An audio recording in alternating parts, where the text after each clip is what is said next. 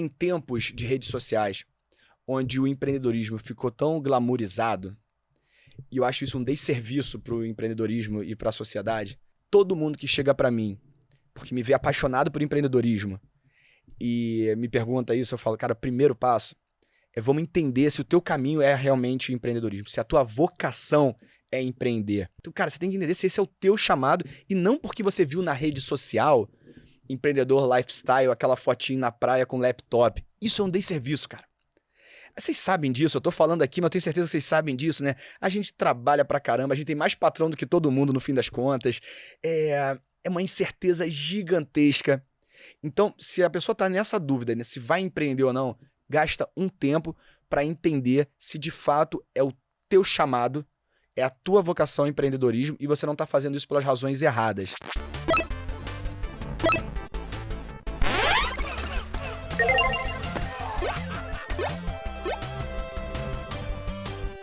Olá, seja bem-vindo ou bem-vinda a mais um episódio aqui do Like a Boss, um podcast no qual você entra na mente dos CEOs, fundadores e grandes executivos de empresas que estão inovando e trazendo novidades que impactam o nosso mercado brasileiro. Eu sou Marcel Almeida, CEO da PM3, host de vocês hoje, e eu estou aqui também com o Adriano. Eu sou Adriano Almeida, COO, fundador da Alura e host aqui também do Like a Boss. Nessa temporada, nós já entrevistamos diversos CEOs de empresas brasileiras. E você pode assistir esses episódios no Spotify e no YouTube para conseguir entrar na mente deles. E para encerrar essa 12ª temporada, a gente está com um convidado especial, é o Wander Cortese. Ele é CEO e fundador da BIP Saúde, a maior empresa de saúde domiciliar do Brasil. É um super prazer ter você aqui, Wander. Marcel, Adriano, obrigado pelo convite. Prazer é todo meu. Espero poder contribuir aí e fechar bem essa 12ª temporada. E já de antemão, parabéns pelo sucesso do podcast. Valeu. E, Wander, acho que aqui pra gente dar o pontapé inicial, né? A BIP não é o seu primeiro empreendimento. Acho que você vem de uma história ali atrás com a BR Med, muito focado até em saúde do trabalho, medicina do trabalho, né? E logo depois vem a BIP. Qual que é a dor, né, que a BIP, quando você fala, poxa, tem um negócio aqui, qual que é a dor que a BIP vinha resolver? Como você bem contou, essa é a minha segunda jornada empreendedora.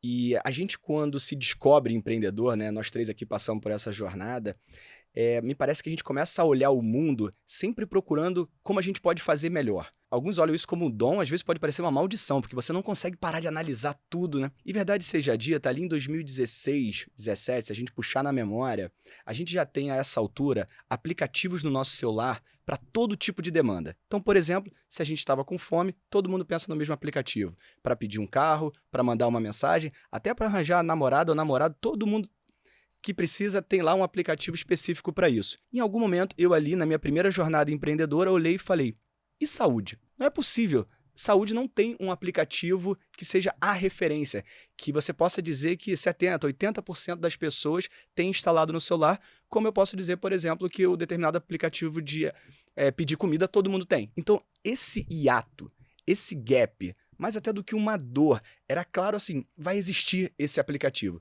vai existir esse go-to app, esse app que todo mundo pensa nele quando pensa em acessar a saúde. Então, com essa visão de longo prazo, a gente monta a BIP Saúde. Round 1. Fight! E agora, entrando no primeiro round, que a gente aprofunda no negócio da BIP mesmo, Wander, eu queria saber sobre o mercado em si, porque o mercado de atendimento domiciliar de vacina, exame, ele cresceu mais de 100% nos últimos 4 anos. E como é que a BIP acompanhou esse crescimento e como é que vocês criaram uma fórmula de custo para ele se manter, né, uma empresa sustentável também? Interessante. E aí, Marcel, conectando com a pergunta anterior, a gente entendia que existia essa oportunidade, esse ato de se tornar o aplicativo de saúde do brasileiro, porque não existia ali, estava uma oportunidade. Mas a gente tinha que ter uma tese, qual ia ser o nosso ângulo de ataque para construir essa visão de longo prazo. E a essa altura, de novo, se a gente puxar na memória ali 16, 17, a tendência do e-commerce e o delivery já era extremamente forte, né? A Amazon já era a Amazon há muito tempo, aqui na América Latina, Mercado Livre. Os incumbentes a essa altura já com iniciativas, né, muito fortes para se posicionar no e-commerce. Então eu peguei essa oportunidade, esse hiato, esse vazio de uma empresa de saúde referência para o brasileiro, olhei essa tendência que vinha acontecendo, essa onda se formando em outros setores e acreditei, 2016, 2017, que essa tendência chegaria na saúde. E aí, na verdade, saúde domiciliar a gente não inventa. Se a gente puxar aqui, saúde domiciliar existe desde quando a gente era criança ou antes. A grande diferença, eu acho que o unlock que a BIP dá nessa história, é que saúde domiciliar anteriormente era algo para gente rica, VIP. Afinal de contas, os players existentes, os chamados incumbentes, eles cresceram num formato de abertura de clínicas e laboratórios próprios. Então, para eles, o incentivo era muito maior que você, cliente, fosse na unidade física deles amortizar todo o investimento que ele fez naquela unidade. E quando você queria um atendimento domiciliar, tinha muita fricção. Você tinha que ligar num determinado número no horário comercial, pagar uma taxa extra. Então, não era algo que tinha um mercado grande. Então, quando eu olhei, falei, olha, não preciso inventar a saúde domiciliar, mas eu posso beber da fonte de Amazon, Mercado Livre e outros que a gente admira e ver o que eles fizeram para conseguir viabilizar o e-commerce e o delivery. E, basicamente, são 2 pilares. O pilar número 1 é esse modelo que, vou ter que lançar a mão do estrangeirismo aqui, mas que é asset light. Então, a gente troca o custo de abrir unidades físicas, que é muito custoso, não só enquanto CAPEX, investimento, mas também ali de manutenção do OPEX. Eu troco isso e foco 100% no delivery, no domiciliar. Só que isso não era suficiente. Era necessário muita tecnologia. E aí tem gente que acha, é curioso, que a nossa tecnologia se resume a um aplicativo. Vocês, né, são expert nisso, sabe? Ali é só o front-end, é só a casca para ter contato com o nosso serviço. A tecnologia proprietária da BIP está muito mais no aspecto logístico. Então isso é curioso porque as pessoas pensam em BIP de forma correta, é uma health tech, né? O fundador é um médico, o CNPJ, o KNAI é da área de saúde, porém, o que nos diferencia dos existentes antes da BIP e que ajudou a fazer esse unlock nesse mercado de saúde domiciliar foi o investimento em tecnologia proprietária, especialmente no aspecto logístico. Quando você soma esses 2 pilares, um modelo leve em ativos imobiliários, o asset light, né, que eu não fico abrindo clínicas e investindo clínicas, foco 100% no domiciliar e bota essa camada de tecnologia na logística, aí foi explosivo, porque aí você fez o domiciliar ser acessível. Então a gente não inventa o domiciliar, a gente torna ele mais acessível por conta desses 2 pilares. E, Marcel, isso é muito louco, né? Porque a gente está em educação, né? PM3, Alura, FIAP, a gente está em educação. Então, a gente consegue enxergar, né, esse mecanismo de estar perto lá da ponta. Ah, tem a escola é digital? Ah, a escola é digital. Tem professores online? Ah, tem professores online. Mas a gente também, né, tá muito próximo do aluno e da aluna lá da ponta. A gente sabe como é difícil fazer com que isso tenha escala e ainda assim, né, manter a qualidade, ter uma individualização de com quem a gente interage, com quem a gente conversa. A história que você contou, Vander, na BIP, então é muito uma história de, poxa, veio com uma visão muito digital, né, o GoToApp ali que você citou, só que ao mesmo tempo tem uma operação muito grande de logística para fazer com que isso funcione, para que a pessoa vá lá na casa do Marcel, e é fato, o Marcel é cliente, né? A pessoa vá lá na casa do Marcel, aplique ali a vacina que precisa aplicar, ou faça o outro procedimento, digamos assim, que precisa fazer. E ainda assim, a BIP você tem um NPS bizarro, né? A gente estava conversando aqui, né? Um NPS de 95. Como que você faz para garantir com que essa logística funcione numa escala que é, pra gente, né, surreal, num serviço, numa área de serviço super delicada, que é saúde, e ainda manter esse NPS lá no... Você foi direto no ponto que eu diria que, assim, que é o nosso maior mérito, tá? Então, só colocando em outras palavras o que você já trouxe, Adriano, assim, vamos manter em mente, assim, que o que a BIP faz, eu não entrego um pacote na porta da sua casa. E eu super respeito e admiro e me inspiro em outras empresas que fazem isso. Mas a gente precisa entender que o nosso desafio ele é mais do que a gente chama do last mile. A logística last mile é aquela logística, então, que chega na porta da casa. A gente vai no interior da casa. Honestamente, se cada um aqui pensar em alguém entrando na sua casa, cara, já é muito mais complexo. Mais do que isso, quem tá ouvindo a gente tem filho e tem filho recém-nascido, sabe que o quartinho do bebê é aquele núcleo protegido da casa. E é lá que eu vou. E vou pegar ele com todo o carinho do mundo e vou espetar a perninha dele e injetar um vírus ou uma bactéria nele, porque a vacina, no fim do dia, é isso. Ou vou espetar a veiazinha dele, né, colocando aqui de forma muito simplória, e vou tirar sangue dele. Então é algo, como você colocou, além de saúde ser sensível, queria jogar a luz aqui como que o que a BIP se propõe a fazer é extremamente sensível. Como fazer isso tendo um foco NPS alto, no padrão que a gente entrega? Não tem uma resposta única, mas eu vou aqui caminhar vocês para os pontos que eu acredito que são prioridade, que são fundamentais para a gente entregar esse resultado. O primeiro é o time. A única coisa que eu fiz como médico na minha vida, propriamente dito, atendendo paciente, eu fui médico militar do Corpo de Bombeiros. E todo mundo aqui, se já serviu ou tem familiar ou amigo que é militar, sabe que disciplina é um aspecto muito forte de todo militar. Então, a gente traz esse approach desde lá do recrutamento e seleção. Então, a gente busca pessoas que, entre outras coisas, têm um perfil muito disciplinado para cumprir protocolos de forma muito padronizada. Eu não posso crescer e querer contar, digamos assim, com o bom senso ou improvisação da pessoa num momento desse. A gente chama que a gente não faz recrutamento e seleção, a gente faz um casting. A gente busca realmente as pessoas para um papel, para performar ali um encantamento naquela cena na hora do atendimento. É super delicado. Engraçado que elas, no dia a dia delas, inclusive, elas têm um camarim onde elas se arrumam, elas recebem uns tojos de maquiagem, porque eu quero que a profissional de enfermagem que atende o paciente de 6 da manhã e o de 3 da tarde, ela se apresente da mesma forma.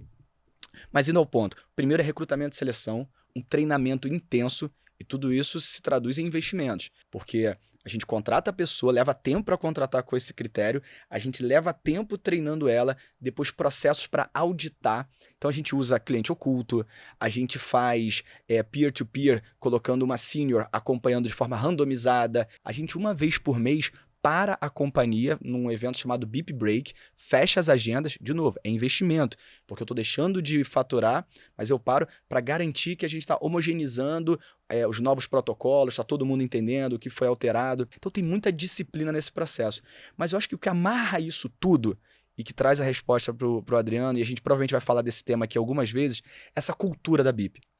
Porque eu brinco que CEO para mim é Chief Evangelist Officer.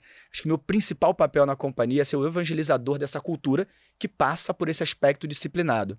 Porque no fim do dia eu tive a oportunidade de ouvir isso do Davi, do Nubank, que com muito orgulho é investidor lá na BIP, e ele fala claramente que o que o cliente, por exemplo, do Nubank percebe contrata lá na ponta é a cultura Nubank. Então se é vacina, se é exame, o que a gente for fazer, esse jeitinho BIP é o que o cliente gosta e é o que traduz esse NPS. Tá? Então, eu destacaria, no fim das contas, uma cultura com um componente muito forte de disciplina que permitiu a gente escalar para centenas de cidades em vários estados, fazendo já para mais de 1 milhão de visitas domiciliares, ou seja, mais de 1 milhão de portas já se abriram para a gente.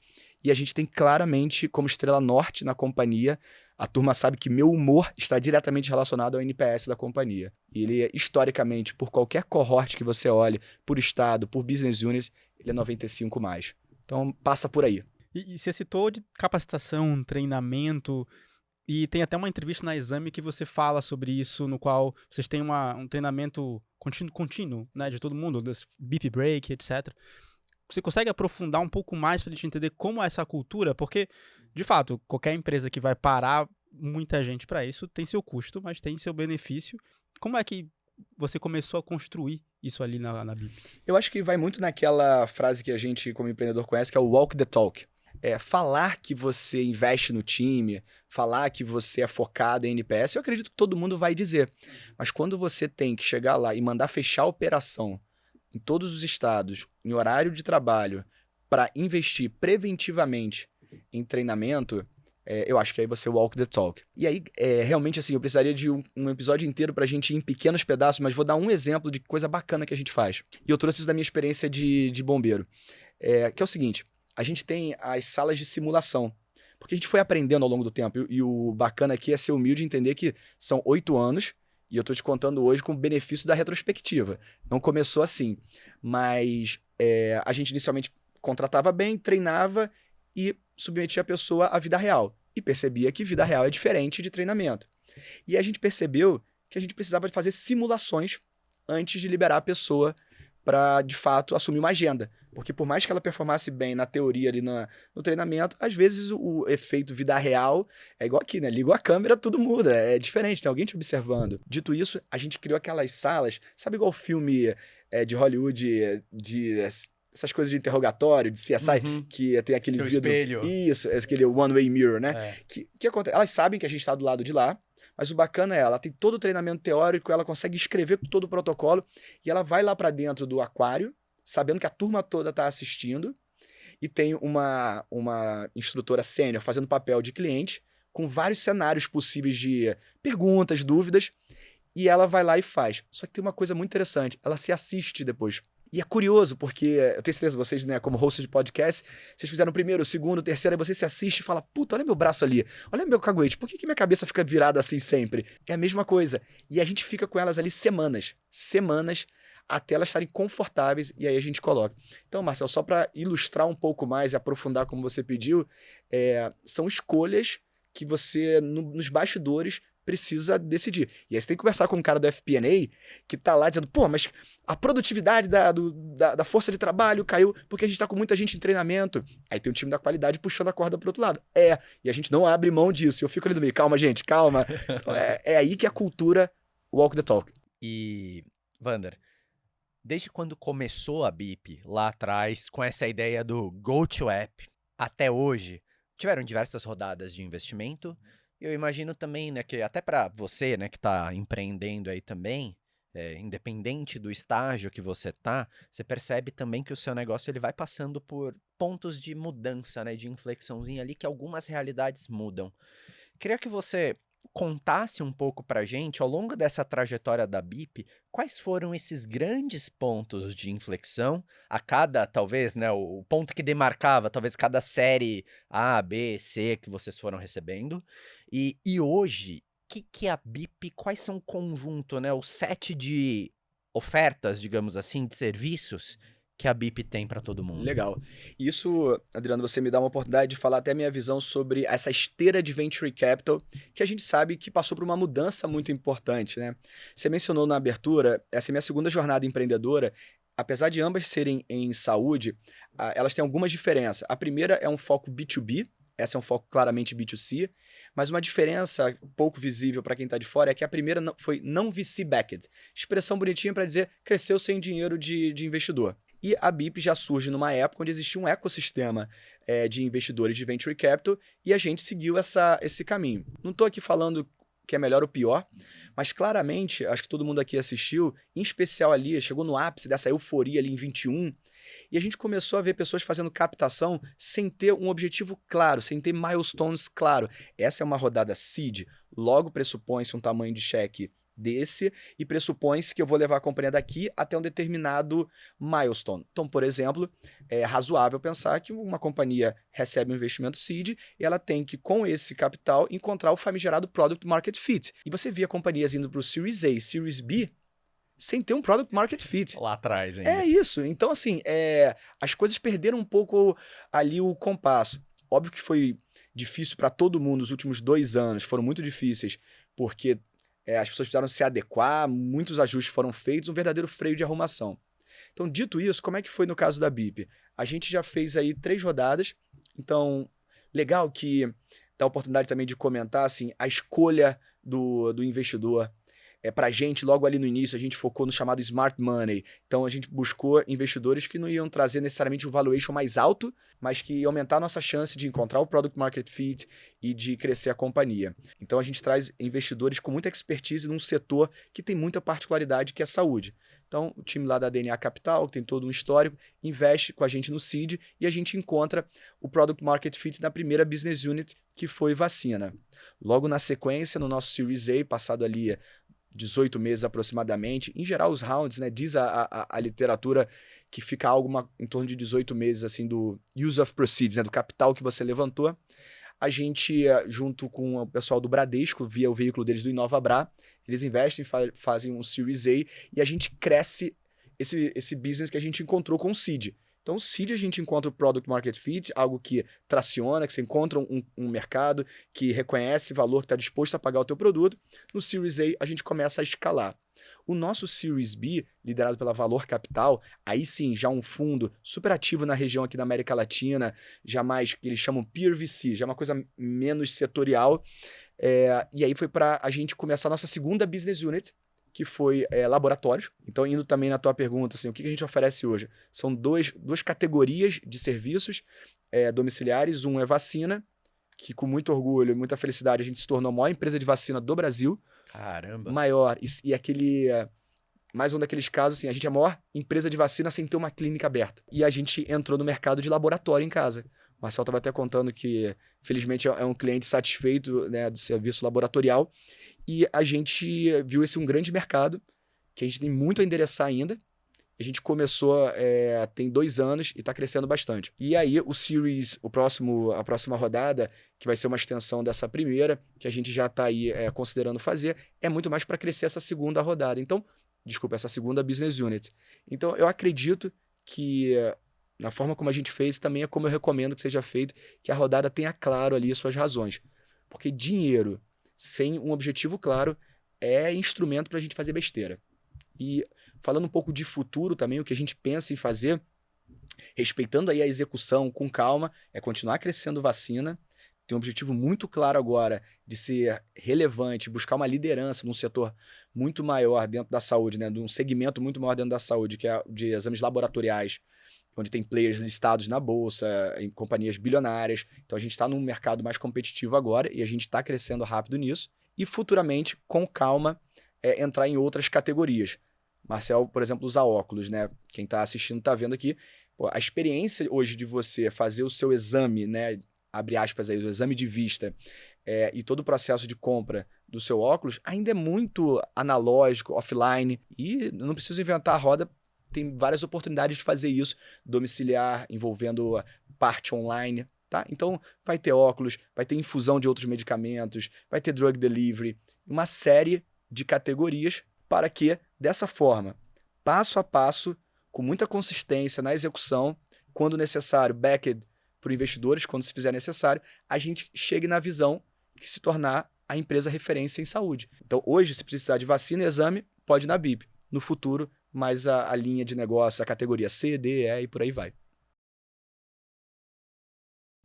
Adriano, vamos para o segundo round? Bora lá, acho que tem muita coisa legal aqui de tudo que o Vander trouxe agora no primeiro que dá pra gente explorar e olhar um pouquinho mais ainda. Sim. Você comentou, Vander, das rodadas, né? E pô, uma jornada já longa da BIP, 8 anos. Mas como foi a pandemia para vocês? Porque o mercado de saúde digital já vinha numa crescente. Com a pandemia, acredito que tudo ficou ainda mais evidente, a aceleração de tudo. Como foi para vocês isso? Uau, que época, né, cara? Em primeiro lugar, eu falo da pandemia sempre com muito respeito, porque certamente tem gente, não sei se foi o caso de vocês dois, mas gente que tá ouvindo a gente que eventualmente perdeu alguém. Mas colocado isso, a pandemia na área da saúde deixa um legado que precisou de uma pandemia para isso acontecer. Turma, se vocês lembrarem, antes da pandemia, se você queria uma receita, seja para uma medicação que você faz ali de forma crônica, você tinha que marcar uma consulta para ir lá pegar um papel carimbado por um médico para você continuar fazendo o seu tratamento. Cara, isso parece medieval. Tinha uma brincadeira no meio médico que, assim, em algumas cidades, infelizmente, os médicos eram tan e gol, porque você tinha que voar para São Paulo, voar para o Rio para ter acesso a um especialista. Pô, em tempos de internet e todo mundo com o celular na mão, isso era uma crueldade. Então, com todo respeito, né, às perdas e o sofrimento mundial que foi a pandemia, para a saúde ela deixou um legado que fez o regulatório entender que já era tarde para fazer algumas mudanças. Então, eu destaco aqui alguns pontos como a telemedicina passa a ser liberada, e isso como se fosse a molécula toda precisa se reajustar, porque quando entra a telemedicina, bastante coisa ajusta. Por exemplo, prescrição, receita digital. Hoje em dia, imagino que vocês já passaram pela experiência que o teu médico te manda um QR Code e você vai na farmácia. Trazendo especificamente para a BIP, tem muita gente que acha que para a BIP foi assim... muito positivo no que tange a demanda. E eu entendo de onde vem esse raciocínio, afinal de contas, pandemia nos faz pensar em lockdown, todo mundo em casa, e vacina. Então, o que a pandemia acabou fazendo para a BIP colocou a gente mais em evidência. Mas no que tange, por exemplo, a receita propriamente dito, vale destacar, para a turma lembrar, que a gente no mercado privado não foi autorizado a vender vacina da Covid. Foi muito tempo até ter a vacina disponível no setor público, e quando chegou para o setor público, por questões regulatórias, decisão, né, do governo e de todo o regulatório, as clínicas privadas, os serviços privados não podiam vender. Então, de fato, não houve um impacto na receita da BIP, porém, o nome BIP, sem dúvida, surge, aparece, porque o tema de vacinação, não de Covid, mas até mesmo para manter as crianças vacinadas em casa, aí a BIP começa a aparecer. Mas eu diria que para a BIP, pela ótica da BIP, o maior legado que a pandemia deixou é que muita gente experimentou pela primeira vez o domiciliar e viu que, opa, não precisa ser tão caro, dá para fazer, é bom e não volta. Então, assim como a gente viu em algum momento as agências bancárias, acho que é o exemplo mais clichê aqui, elas começaram a perder a razão de ser. E hoje, se a gente for numa agência, eu vou te perguntar, cara, o que houve? Aconteceu alguma coisa? Eu acredito que a gente está vivendo esse shift na saúde. Daqui a 2 anos, 3 anos, eu não sei dizer exatamente, a gente vai pousar em algum lugar onde, se alguém te disser que está indo no laboratório, você vai perguntar por quê? E, Vander, para todo esse futuro, né, que você projeta para a BIP, toda essa operação, essas BUs ali, né, que você citou, quais são os grandes desafios que você enxerga dentro da operação, ou no dia a dia, ou de estratégia da BIP, para você olhar para o futuro e falar, putz, eu vou conseguir chegar lá? Eu acredito, e converso isso muito com a turma lá da BIP, eu acho que a gente está num momento tão bacana, tão maduro, que não tem mais muito que a gente precisa acreditar. Numa startup, eu acredito que tem momentos que você tem que acreditar que algumas coisas que não estão na mesa ainda vão estar lá na frente. Então eu acho que passados 7, 8 anos que a gente tem desde a fundação da companhia, hoje todas as peças estão na mesa, esse vento de popa das pessoas já querendo ir para o domiciliar, tá tudo muito favorável para a BIP e outra empresa que vem executar essa tese, tá? Então, respondendo a tua pergunta, eu de verdade acredito que o que pode prejudicar a BIP ou que pode dificultar a execução dessa visão de longo prazo está dentro de casa. Porque os elementos externos, macroeconômicos, de tendência de consumidor, que eu acreditava lá atrás e existia um risco de não acontecer, aconteceram. Provaram. Então agora, assim, como é que a gente não faz besteira para respeitar um português mais delicado? Então, não dar mole, é uma execução responsável, um crescimento responsável, não perder o foco do NPS, entender que às vezes é melhor deixar, não ter o volume, a demanda que daria para ter, mas garantir a qualidade e pensar no longo prazo. Então eu falo muito pro meu time, até porque tem muita gente ali de 20 e poucos anos com aquela vontade, que vê a oportunidade. Às vezes eu tenho que segurar a turma, porque para pensar no longo prazo, assim, acho que a gente bebe da fonte de grandes empreendedores que ensinaram isso pra gente, que é só o primeiro dia, né? Tá só começando, calma, sem afobação. E, Vander, tem muito empreendedor que escuta o Like a Boss ou são futuros empreendedores também. E aí você falou de várias rodadas de investimento. Eu queria saber quais foram as dificuldades da primeira rodada. Como foi esse desafio de levantar a primeira rodada? Legal. E assim, o primeiro desafio eu não sabia fazer isso. Então, o que eu diria para alguém que está pensando em ir para esse caminho de venture capital? Primeiro que não é necessário, não é obrigatório. Criou-se nos últimos anos quase que uma necessidade que para ser um empreendedor de sucesso você tem que levantar muito capital. Ora bolas, pelo contrário. Acho até que eu tiro o chapéu para que eles conseguiram fazer grandes empresas com menos necessidade de capital. Acho que existe aí até um conceito equivocado. Mas existem teses que, por várias razões, elas são típicas de VC, seja porque o teu concorrente está captado, e aí fica difícil também você não captar. E uma vez você indo captar, eu acho que o que eu gostaria de saber, e foi difícil para mim naquela época, e eu gostaria de saber, primeira coisa, o investidor não está te fazendo favor nenhum. Entender essa dinâmica de que o gestor do fundo que está ali conversando com você, ele sai de casa todo dia querendo encontrar alguém para investir. É o papel dele, ele só é remunerado, né? Ele só é remunerado pelo capital que ele deploy, eles falam, que ele investe. A questão é que a gente chega lá, pelo menos eu chegava, um médico empreendedor, mas do mundo não VC-backed, indo empreender, você chega lá quase que como se estivesse com um pires na mão. Pô, investe aqui na minha empresa, faz esse favor aqui. Coisa nenhuma, cara. Ele tá olhando para você e ele só que o empreendedor começa a dar razões para ele não investir. Então, isso só mostra essa assimetria de conhecimento, da dinâmica de venture capital do empreendedor early stage. E aí, eu brinco que eu sou um ex-médico, é que não existe o termo bacharel em medicina, mas eu seria um bacharel em medicina, que a única coisa que eu prescrevo, e eu tenho mesmo até hoje receituário na minha mesa e carimbo, a única coisa que eu prescrevo hoje em dia são livros. Porque eu acho incrível, quando alguém se apresenta diante de mim com uma dúvida, eu não vou conseguir em 5 minutos mastigar tudo que eu queria passar para essa pessoa, mas eu falo, olha, é igual quando alguém tem uma infecção, pô, uma amidalite, que eu sei qual é a bactéria, fiz um antibiograma, eu sei que, ó, amoxicilina com clavulina é o ideal, toma aqui, daqui a X tempos a gente volta, tenho certeza que você vai estar bem. Então, para esse empreendedor, acho que são alguns livros que me ajudaram, e vão aqui 3. Tem um chamado Venture Deals, do Brad Feld, cara, que vai te dar uma ideia disso que eu dei só uma pincelada aqui, vai te explicar um pouquinho dessa dinâmica. 2, Secrets of Sand Hill Road, muito legal também, e Mastering the VC Game. Se você ler esses 3 livros, você está minimamente alfabetizado e diminuindo a assimetria quando for conversar com o investidor, tá? Então, eu iria por aí. Não dá para explorar mais pelo tempo aqui. Não, ótimas dicas, ótimas dicas. E pra gente fechar esse bloco, Vander, então você citou, né, que lá atrás você tinha essa grande visão do É um one-stop shop, ou go-to-app. Go-to-app, Isso. exato, o nome fugiu aqui. Você tinha essa visão do go-to-app, medicina no geral. Hoje, você consegue cravar poxa, a BIP realizou essa visão? Ou ainda não? Tem algum componente que falta? E se falta, o que falta para isso? Vou dar a resposta de dev, ver se não é assim. Work in progress. Se eu tivesse que... Work in progress, total. Mas claramente, hoje, mais perto do que ontem. E menos do que amanhã. Claramente, a gente já endereça 2 business units relevantes, mas definitivamente ainda não podemos levantar essa bandeira. Mas é a jornada, tá super bacana, continuamos nela, com ajustes no meio do caminho, ajustes decididos por nós mesmos, ajustes necessários por questões macroeconômicas, e com muita humildade, lendo o mercado e reagindo sempre que necessário. Final round.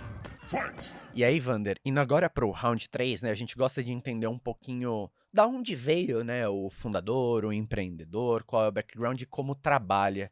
E aí, pra gente dar esse pontapé inicial, você citou, né, você foi médico dos bombeiros e tudo mais. O que você estudou?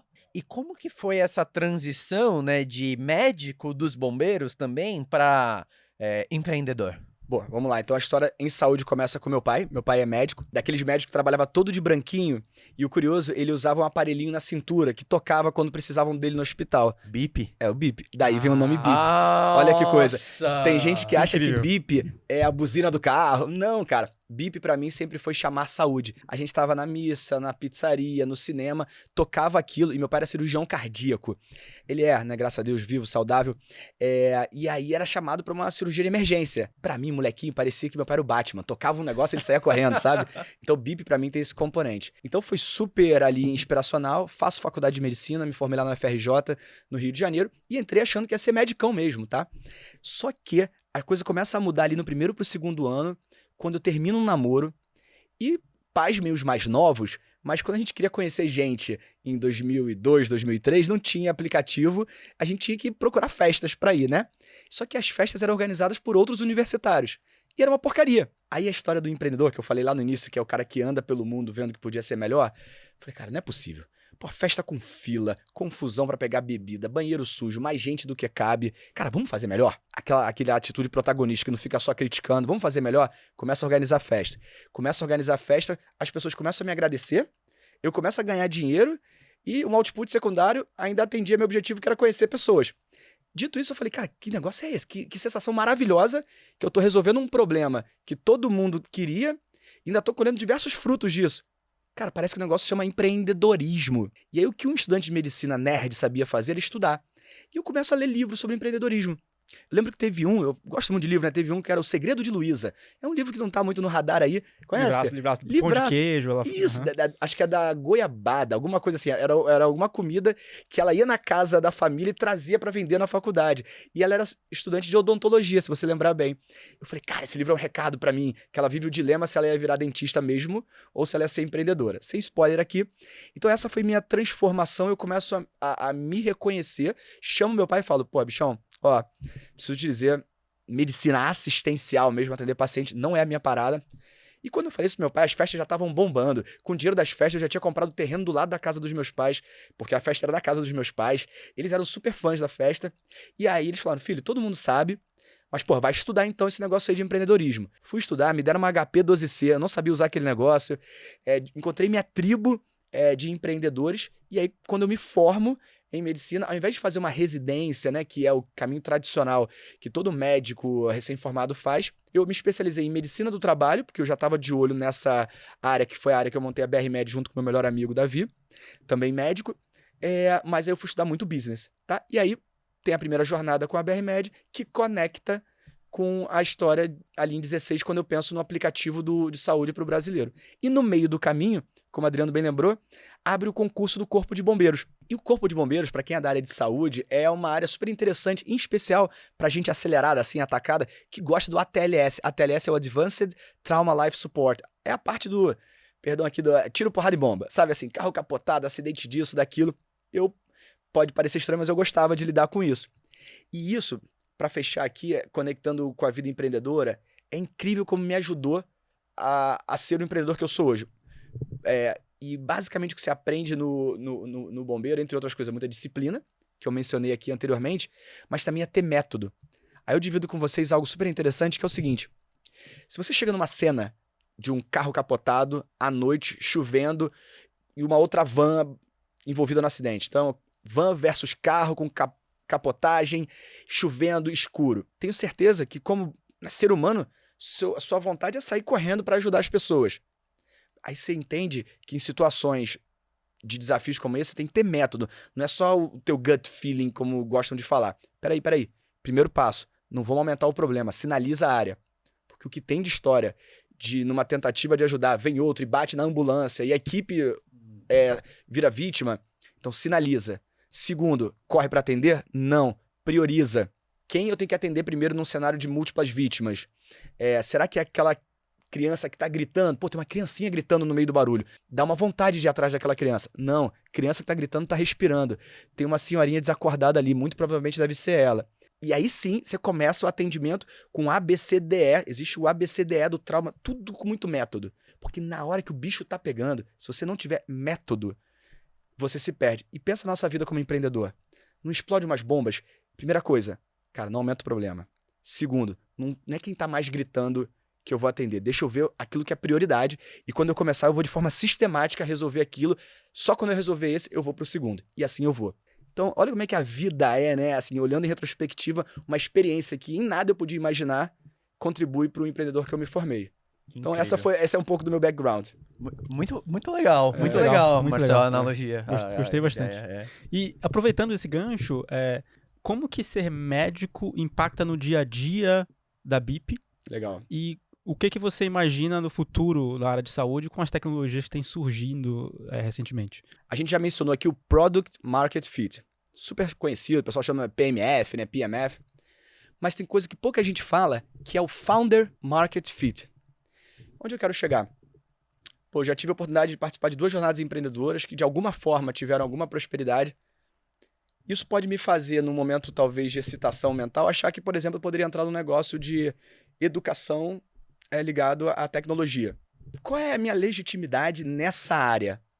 Qual é a minha legitimidade no negócio de legal, no negócio agro? Então, assim, empreender a gente sabe, já é tão improvável, já é tão difícil, que a minha recomendação fortemente é que você, seja você ou no seu grupo ali de co-founders, tenham esse founder market fit.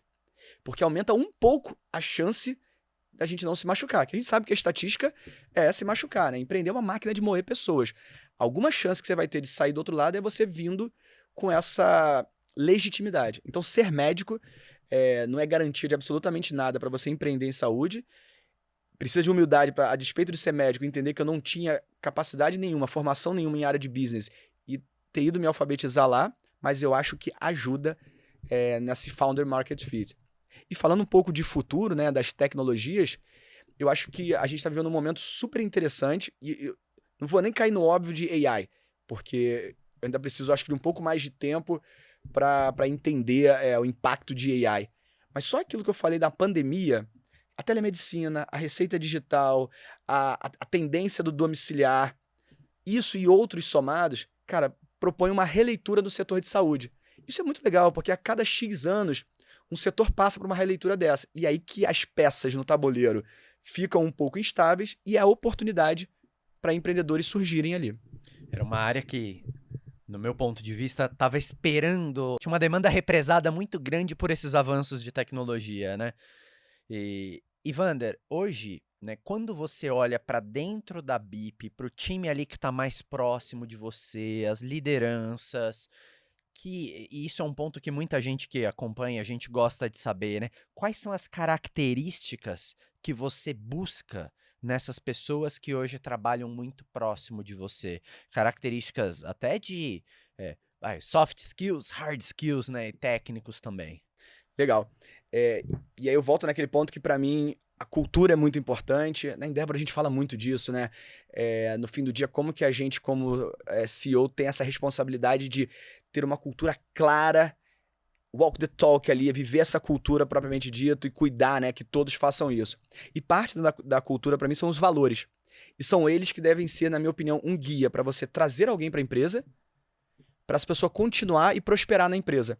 E na BIP a gente tem muito claro 4 valores. E são eles: ética, e ética no sentido, cara, de fazer o que é correto, independente se é melhor ou não para as nossas métricas, assim, independente se alguém vai saber ou não. É conduta, é agir dia após dia de forma correta. Energia, eu costumo dizer que tem muitas variáveis que a gente não controla. Cara, mas tem uma que a gente controla, né? Essa variável nessa equação, que é o quanto de energia a gente aplica. Então, quer ver um negócio que me deixa maluco? É entrar na minha sala, ô Vander, eu queria... Fala, pô! Fala, cara! Bota no mínimo energia. Senão a gente já começa derrotado, meu irmão. O que tá pegando? Vamos lá. E é ter energia. Ética, energia. O terceiro, se eu tivesse que pedir pra vocês adivinharem, já mencionei algumas vezes, disciplina, fazer o combinado. Não é o que o Vander tá dizendo. Se você quer propor algo diferente, proponha. Mas uma vez combinado, a gente executa o combinado. Não tem espaço para diferente do combinado. Uma frase que vem lá da minha época militar, que é assim: existe o padrão, existe o combinado. Se algo acontece abaixo do combinado e você, líder, não aponta, você acabou de criar um novo padrão. Então, é nosso papel ali cuidar para que seja seguida a disciplina. Ética, energia, disciplina. E o último, é uma palavra que está um pouco desgastada nas redes sociais, mas eu realmente sou fã dela, que é a resiliência. Porque apesar de eu ter um time de gente ético, do bem, que bota energia e que atua de forma disciplinada, com perdão do francês, a porrada vai vir. Vai vir e de lugares às vezes que a gente não espera. Eu preciso ter um time que segura, que aguenta. E o conceito da resiliência, que não é forte, né? A resiliência pressupõe, né, esse conceito lá da física, pressupõe que é algo que, mediante um estresse, uma força exógena, vai ser deformado, sim, vai sofrer, sim, mas assim que aquela força cessa, ele é capaz de voltar ao seu estado original. Então é esse tipo de time que eu gosto. Não peço super-homens que não vão se abalar, mas se não quebra, aguenta firme, que uma hora passa e a gente passa junto. Então eu preciso de gente assim. E, obviamente, diversas outras soft skills, mas eu acho que o backbone, como eu olho para pessoas, está refletido nos nossos valores. Muito legal. E Wander, é muito comum a empresa vai crescendo, o founder vai se distanciando da operação, ali do dia a dia especificamente. Eu queria saber hoje como é o seu papel na BIP Legal. E como você organiza a sua rotina para conseguir executar esse papel. Com essa disciplina aí. Qual é essa legal. disciplina, exato? Não, bacana. E aí, conecta muito, né? Você vê que se guarda a coerência, o papo vai fluindo, porque assim, também já ouvi de outras pessoas, e eu concordo, que a cultura, ela acontece quando a gente não está presente. Porque realmente existe uma empresa quando o founder, a liderança está presente, e muitas vezes uma empresa é diferente. Esse delta, quanto menor ele for, mais forte é a sua cultura. Porque não é você que está ali, a cultura está instalada. Você foi protagonista em criar, declarar e garantir durante um bom tempo essa cultura, e você cria outras pessoas que são capazes de replicar. Então, assim, eu acho que para crescer a companhia, ainda mais quando você tem um desafio geográfico, como a gente tem, intensivo em pessoas, a BIP, para chegar onde a gente quer chegar, vai ter milhares de colaboradores. Já passa de 1.000 colaboradores e vai ter milhares. E a gente tem que ter uma cultura muito forte, tá? E, particularmente, eu acho que a gente é observado o tempo todo. Então, também é um lugar comum de falha muitos CEOs terem uma fala, mas não agirem de acordo com a cultura. Então, por exemplo, eu sou extremamente disciplinado, insuportavelmente disciplinado, metódico. Se você achar, não, o Wander é muito metódico, eu vou falar, obrigado. Porque, assim, eu sou assim, minha esposa, graças a Deus, aprendeu a lidar com isso. Eu preciso disso para eu conseguir me organizar. Então, eu começo sendo muito organizado na minha vida, minhas práticas diárias, eu levo isso para a empresa. E no dia a dia, eu uso um approach de gestão que eu trouxe lá de um livro do Falcone, professor Falcone. O livro, tem até um livro, eu nunca entendi muito bem o nome desse livro, ele parece meio autoajuda. É O Verdadeiro Poder. Mas o Falcone, ele tem um approach que ele chama de funcional, ao invés de departamental. Então, a gente na BIP tem comitês por função da companhia, função de venda. Não é a área de vendas, não é a área de marketing. Então, tem todo um comitê multidepartamental focado, onde o KPI principal é venda. Tem um comitê de nível de serviço, que eu tenho que vender, mas eu tenho que atender bem. E aí entram todos os departamentos com representantes necessários para focar. Então, eu participo muito desses comitês. Eu acho que a BIP está num momento curioso. Se a gente tiver essa conversa daqui a 1, 2 anos, provavelmente eu já vou estar mais afastado. Então, eu sinto que essa estrutura, esse arcabouço, esse método está instalado e eu estou agora tentando fazer com que o método segure por si só, independente do Vander. É um teste. Você vai tirando esse exoesqueleto que é o founder ali e vê se a torre, de fato, para de pé como você espera. E isso muito dentro, então, da BIP e fora da BIP, Vander. O que você falou que você gosta de ler muito, você citou diversas referências aqui pra gente. Então, tem a leitura, né? Eu imagino que seja algo que você faça muito, então. Mas o que mais, além da leitura, você faz até para manter a cabeça energizada, enfim? Legal.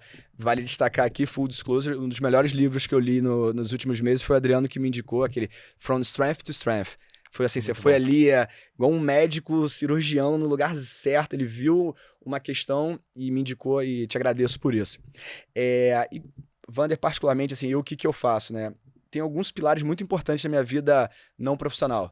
Família, eu vejo a minha esposa como minha cofundadora de um grande negócio chamado Minha Família, que é o meu negócio mais importante. Eu tenho 2 filhinhos, o Rafael e o Gabriel, que tem nomes de anjo, porque eu acredito que ninguém faz nada sozinho e somos todos anjos de uma asa só. Precisamos nos unir para poder voar. Quero que eles sejam, um dia que o pai e a mãe deles não tiverem, mas aí que um seja a asa um do outro e que eles possam encontrar outras asas e saibam procurar, identificar, reconhecer e afastar, quando não for o caso, outras pessoas e outras asas. Então, família, para mim, acho que é um tema super importante. E conectado à família, tem alguns outros assuntos muito importantes. Espiritualidade, religião, é algo que se tornou muito importante na minha vida, na vida da minha família. E também a atividade física é uma grande higiene mental para mim. Então, de fato, eu preciso de atividade física, não é opcional. Vander, pra gente encerrar esse episódio, você já deu várias dicas incríveis, eu inclusive vou acatar várias aqui e levo alguns livros, mas que dica você dá para quem tá pensando em começar a empreender? Para essas pessoas que estão ali precisando daquele empurrãozinho. Marcel, pode parecer estranha a minha resposta, mas em tempos de redes sociais, onde o empreendedorismo ficou tão glamourizado, e eu acho isso um desserviço para o empreendedorismo e para a sociedade, todo mundo que chega para mim, porque me vê apaixonado por empreendedorismo, e me pergunta isso, eu falo, cara, o primeiro passo vamos entender se o teu caminho é realmente o empreendedorismo, se a tua vocação é empreender. Vocação, né? O radical etimológico, isso vem de vocatio, de vocare, chamado. Não, a tua vocação em inglês é o quê? Calling. Então, cara, você tem que entender se esse é o teu chamado e não porque você viu na rede social empreendedor lifestyle, aquela fotinho na praia com laptop. Isso é um desserviço, cara. Vocês sabem disso, eu tô falando aqui, mas eu tenho certeza que vocês sabem disso, né? A gente trabalha pra caramba, a gente tem mais patrão do que todo mundo no fim das contas. É uma incerteza gigantesca. Então, se a pessoa tá nessa dúvida, né, se vai empreender ou não, gasta um tempo para entender se de fato é o teu chamado, é a tua vocação ao empreendedorismo e você não tá fazendo isso pelas razões erradas. Pô, Vânia, você tá querendo dizer então que empreendedor talvez é melhor ou pior? Por exemplo, tem gente que só tá ouvindo aqui e não tá vendo a gente. Se eu chegasse para você e dissesse assim, cara, resolvi uma parada, vou ser jogador de basquete. Cara, o brasileiro tem dificuldade em falar, não faça isso. Você tem 1,72 m de altura. Você não pode fazer isso. Não, mas tem um jogador na história. Cara, por menos tapinha nas costas, e seria um desserviço para mim alguém me mandar ser jogador de basquete. Eu falar, vai sim, vai atrás do seu sonho. Aquele mindset Xuxa, né? Tudo que eu quiser, o cara lá de cima vai me dar. Não sei. Então, eu adoraria, passado esse momento, e a pessoa de fato refletiu com entendendo a vida de um empreendedor, quer ser empreendedor, aí a gente conversa, mas gasta um tempo, vai conversar com outro empreendedor de verdade, vai ver a vida dele, vai ver como é que foram os primeiros 5 anos da empresa. Conversa com a esposa ou com o marido, o cônjuge, né? Pra ver o que teve que passar. Aí, se mesmo assim você quiser empreender, aí a gente continua essa conversa. Legal demais. Eu acho que foram lições incríveis aqui desse episódio, né, Adriano? E foi muito legal, Marcel, pelo menos no meu ponto de vista, que, né, a gente já teve outros episódios nessa temporada sobre o setor de saúde. Eu continuo ficando cada vez mais impressionado com a complexidade, com a dificuldade, com a escala e a delicadeza, né? Tem um quê de delicadeza ali, né? Um cuidado que você tem que ter muito especial. E o quanto de referência, né? O quanto de referência e o quanto de riqueza trouxe. Sim, e esse ponto que você trouxe, Wander, é engraçado que outros empreendedores que passaram aqui nessa temporada, inclusive, falaram a mesma coisa, que a gente tem que tomar cuidado com esse sonho de empreender, que muitas vezes não é o chamado da pessoa, e não é fácil, a gente sabe que não tudo bem, o mundo precisa dos mais diversos tipos de profissionais, inclusive de empreendedores. Então, pelas razões certas, eu acredito que o Brasil vai ser melhor quanto mais empreendedores a gente tiver. Mas não é algo para todo mundo, como jogar basquete não deveria ser para mim, e tudo bem. Essa foi uma maneira incrível da gente encerrar a 12ª temporada do Like a Boss. Tem diversos aprendizados, espero que você tenha aprendido assim como eu. E Wander, é um mega prazer ter recebido você aqui. Turma, muito obrigado. Mais uma vez, parabéns pelo sucesso do podcast. Lisonjeado de estar aqui com vocês. Espero ter contribuído com a turma com uma visão do setor de saúde. Para você que acompanhou essa 12ª temporada do Like a Boss até aqui, fica o nosso convite para continuar seguindo a gente no YouTube.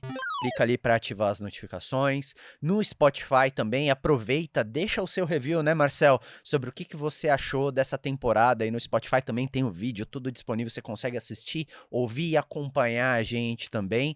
No Instagram também, onde a gente tá lá e a gente vai deixando também, né, diversas pílulas aí ao longo do tempo. E vem mais temporadas por aí, a gente evoluindo, melhorando cada vez mais aí também o formato do Like a Boss.